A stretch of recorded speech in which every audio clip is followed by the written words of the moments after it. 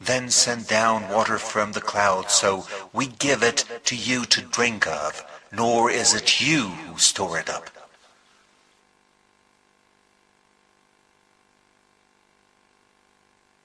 So what are the advantages of the wind, and why the Quran so many times mentions the winds? The winds, in fact, are a source of pollination. When we see different plants and they want to be pollinated, the wind is a source or the mediator for that pollination. Another advantage of wind is eliminating pollution. The pollution which is from the earth and the pollution which is created by man, or the man-made pollution. And a third advantage is transferring fertile clouds. The clouds should move from one place to another place in order to give rain everywhere and for every people. So you see that this wind and the results of the wind are necessary for the life of human, animals, and plants. And if we see another aspect, we would understand that the production of winds, in fact, is a sign of monotheism, and it would prove that God is unique. Because when you see a systematic relation between the wind, the rain, the animals, the sun, you would see that just one essence is behind all these things, and it is God, the unique God. I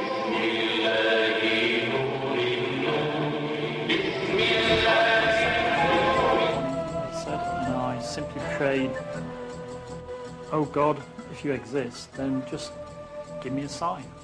And voila. It was as if,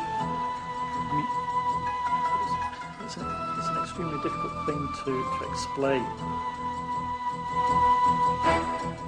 Then I started to read Quran. I don't know why, but Quran was there. My name is Miriam Kappen. I've been a Muslim for 18 years now. I became Muslim in 1984. Really, I became Muslim through meeting other Muslims and talking with them about Islam.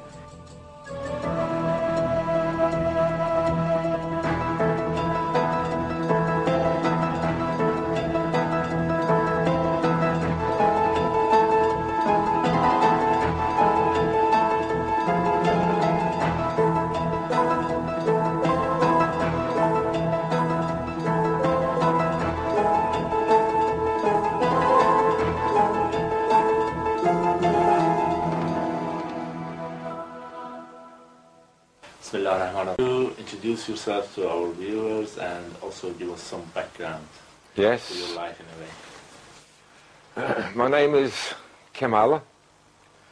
I converted to Islam 5 years, coming 6 years.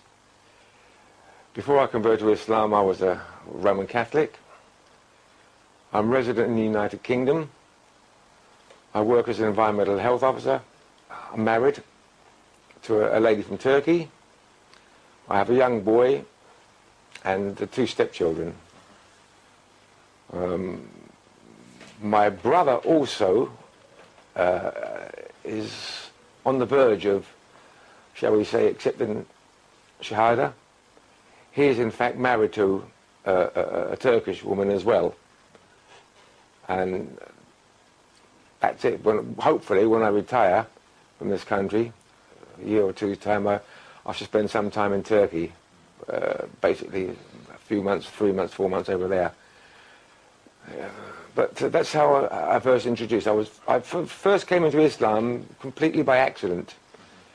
Although I was married to a female, or a woman, my wife from Turkey, her name's Semra,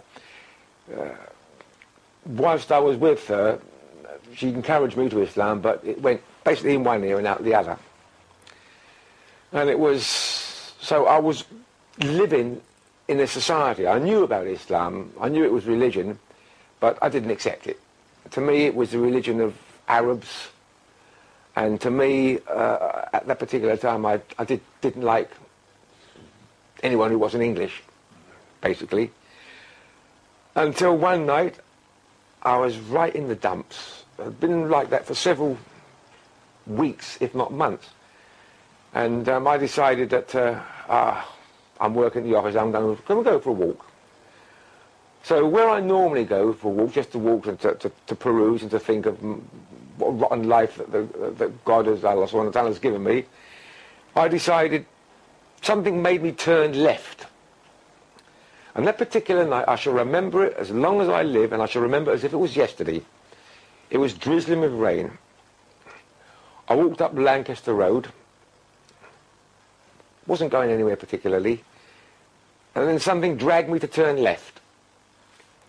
And I turned left and walked up, noticing the crowd, etc. Then suddenly, out of the corner of my eye, I saw this, just under the bridge in Ladbroke Grove, was this little man standing by himself. He had what I would call them an Arab scarf, checkered scarf round his neck, a long jacket, which I hadn't a clue what it was, and a stall, in fact a couple of stalls down, full of books.